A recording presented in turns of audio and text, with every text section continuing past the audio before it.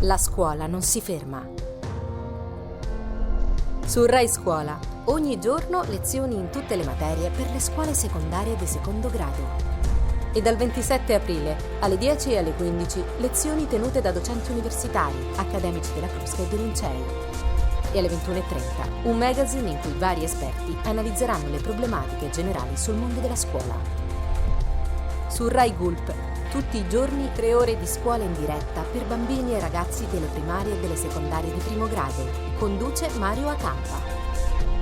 Su Rai 3, dal 27 aprile, ogni giorno Edoardo Camurri introduce lezioni condotte dai grandi protagonisti della cultura italiana, umanistica, scientifica e artistica. Su Rai Storia, dal 13 maggio, ogni mercoledì, simulazione della prova di maturità per 2 studenti, in collegamento con Edoardo Camurri, umanisti e scienziati.